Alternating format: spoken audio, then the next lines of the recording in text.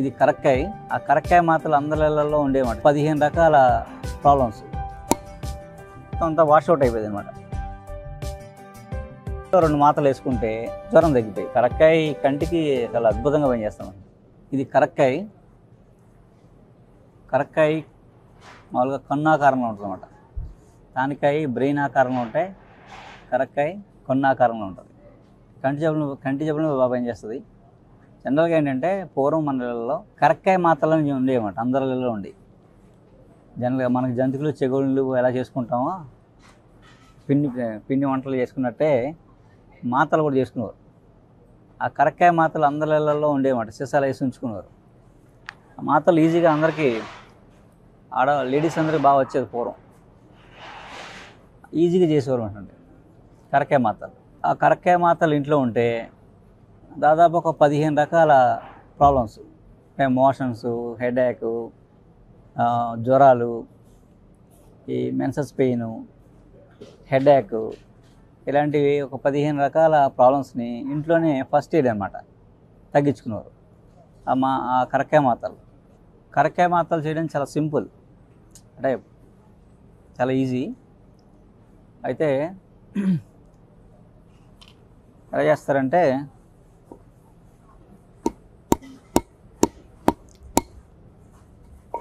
కరక్కాయలు మాత్రం పాత కాయలు అయ్యి ఉండాలి. ఈ సంవత్సరం కాయలు కాదు, 2 ఏళ్ళు 3 ఏళ్ళు పాత పడితే కరక్కాయ బాగా పనిచేస్తామన్నమాట. కొత్త కరక్కాయ వాడకూడదు. పాత కరక్కాయ అంటే ఈ సంవత్సరం కరక్కాయ వాడకూడదు. 2 ఏళ్ళు పాతది అయ్యి ఉండాలి కరక్కాయ, పుచ్చిపోకూడదు. ఇలాగ కొట్టి ఇది గింజ తీస్తాం కదా, ఈ పెచ్చులు ఇవన్నీ ఏం చేస్తారంటే ఇలాగ ఒక 50 గ్రాములు పెచ్చులు, ఇలాంటివి ఒక 50 గ్రాములు వైట్ క్లాత్లో మూట కట్టి అన్నం వండేటప్పుడు, అంటే అసలు మనకి పూర్వం అన్నం వండడం అంటే ఏం చేసేవారు, అందరూ అన్నం వార్చుకునేవాళ్ళం. అన్నం వంట చేసి అన్నం బియ్యం ఎసరు మరిగాక బియ్యం వేసి మూత పెట్టి ఉడికిన తర్వాత పలుకు పోయాక అన్నం వార్చి గంజి సపరేటు అన్నం సపరేట్ చేసేవాళ్ళం. అలా ఆ వార్చే పద్ధతిలో అన్నం అంటే ఎసరు మరిగాక బియ్యం వేసేటప్పుడు ఈ పెచ్చులు మూట కడతారు కదా, కట్టిన మూట అందులో పడేసేవారు. పడేసి అన్నంతో పాటు ఉడికిపోయేది అనమాట. ఇది కూడా ఉడికిపోయేది, ఈ రసం దాంట్లోకి వెళ్ళిపోయేది. ఆ ఉడికిపోయాక అన్నం వార్చే ముందు మూట తీసేసి అన్నం వార్చేసుకుని ఆ రోజుకి ఆ గంజి తాగడం వల్ల ఏంటంటే అందరికీ విరోచనకరం అయిపోయి, ఆ తాగడం వల్ల అందరికీ ఈరోజు తాగితే మొన్నటి ఫ్రీ మోషన్ మొత్తం అంతా వాష్అవుట్ అయిపోయింది అనమాట. ఇప్పటికీ మోషన్ ట్యాబ్లెట్ వేసుకునే అవసరం ఉండేది కాదు. అలా అది వేస్ట్ చేసేవారు కాదు. అన్నం మామూలుగా ఆవులు పెట్టేసేవారు. ఈ కరక్కాయ పెచ్చులు ఉడికిపోయి మెత్తగా అయిపోతాయి కదా, మెత్తగా అయిపోయినప్పుడు ఇవి 50 గ్రాములు పెచ్చులు, ఒక 50 గ్రాములు గసగసాలు అన్నమాట. ఇవి గసగసాలు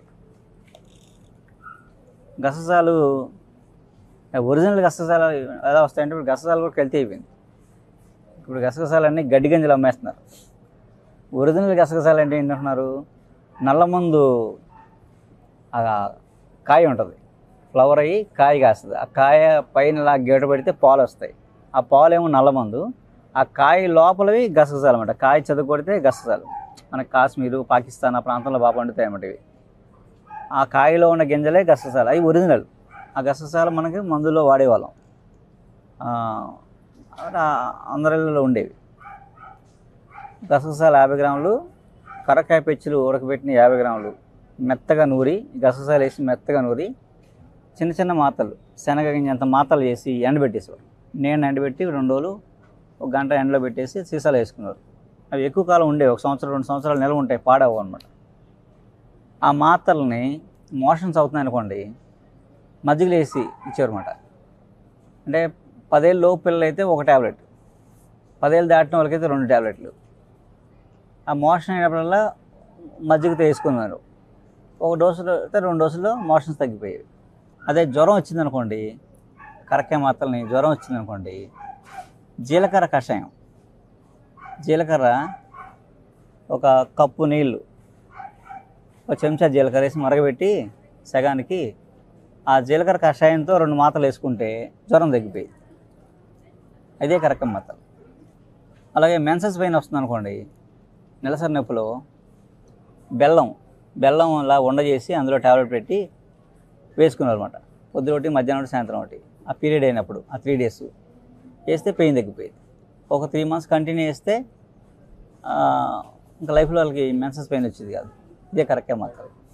గమ్ మోషన్స్ అవుతున్నాయండి, జిగట విరోచనాలు కానీ, అమీబేసిస్ కానీ, ఇలాంటి గమ్ మోషన్స్ అవుతున్నాయి అనుకోండి, స్టమక్ పెయిన్ వచ్చి ఆ జిగట విరోచనాలకి మెంతి కషాయంతో మెంతులు వేసి కషాయం పెట్టి, అంటే ఒక కప్పు నీళ్ళు, ఒక చెంచా మెంతులు వేసి మరగబెట్టి వడపోసి ఆ కషాయంతో ఈ కరక్కాయ మాత్రం వేసుకున్నారు అనమాట.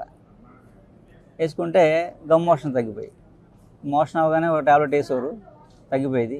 మళ్ళీ మోషన్ అయితే ఇంకో డోస్, అంతే. 1-2 మోషన్స్ కల్లా మాత్రలతోటి ఆ మోషన్స్ తగ్గిపోయి. జలుబు, దగ్గు, కఫం వస్తుంది అనుకోండి, మిరియాల కషాయం, మిరియాలు ఒక కప్పు నీళ్ళకి పావు చెంచా మిరియాల పొడి వేసి బాగా మరగబెట్టి కషాయంతో 2 టాబ్లెట్ వేసుకున్నారన్నమాట. వేసుకుంటే జలుబు, దగ్గు, కఫం పోయేది. ఆ పొద్దున డోసు, సాయంత్రం డోసు, అలా ఒక 3 డేస్. ఆ జలుబు, దగ్గు, కఫం పోయి దానిలో వచ్చిన ఫీవర్ కూడా తగ్గిపోయేది అన్నమాట. అలా ఆ కరక్కాయ మాత్రలతో అనుపానం మార్చుకుంటూ దాదాపు ఒక 15 రకాల ప్రాబ్లమ్స్ తగ్గించుకున్నాను. జనరల్గా ఈ ప్రాబ్లమ్స్ మాత్రం ఎక్కువ వాడేవారు, అందరికీ బాగా తగ్గాయి. అందరి ఇళ్లలో పూర్వం ఉండేది అనమాట. అంటే మనకు వంటతో పాటు వైద్యం కూడా వచ్చిన వాళ్ళకి మోకాలు నొప్పులు, నడు నొప్పులు వచ్చాయి అనుకోండి, శొంఠి పొడి, శొంఠి కషాయం కప్పు నీళ్ళల్లో కొద్దిగా పావు చెంచా వేడి నీళ్ళల్లో శొంఠి వేసి ఆ నీళ్ళతో 2 టాబ్లెట్ వేసుకునేవాట. అయితే రోజు పొద్దున్నే ఒక టాబ్లెట్ వేసుకుంటే ఆ కీళ్ళ నొప్పులు, మోకాలు నొప్పులు తగ్గిపోయి. మామూలుగా కలగలలు, కంటి ప్రాబ్లమ్స్కి, కంటి సమస్యలకి అరటిపండులో పెట్టి వేసుకున్నారు అనమాట టాబ్లెట్. రోజుకొకటి, ఒక 30 డేస్ వాడితే కంటి సమస్యలు తగ్గిపోయి. మామూలుగా కలగలహాయి అనుకోండి, ఓ 2 రోజులు 3 రోజులు వాడే తగ్గిపోయింది. ఏదైనా కంటి చూపు మందగిస్తుంది అనుకోండి, ఓ 4 రోజులు వాడేవారు అరటిపండ్లు పెట్టి, కంటి చూపు మెరుగైపోయేది అనమాట. చెత్తవరం అవి తగ్గి, క్యాట్రాక్ట్స్ ఇలాంటివి కూడా బాగా క్లియర్ అయిపోయినమాట. యాక్చువల్గా కరక్కాయ కంటికి చాలా అద్భుతంగా పనిచేస్తాం కరెక్ట్గా వాడుకుంటే. అదేంటంటే ఈ కరక్కాయ మాత్రలతో ఇలా రకరకాలుగా చేసుకునేవారు. జనరల్గా అందరూ చేసి ఇళ్ళలో పెట్టుకోవచ్చు. వీళ్ళ ఎలాంటి సైడ్ ఎఫెక్ట్లు ఉండవు, చక్కగా వాడుకోవచ్చు అనమాట. నమస్కారం.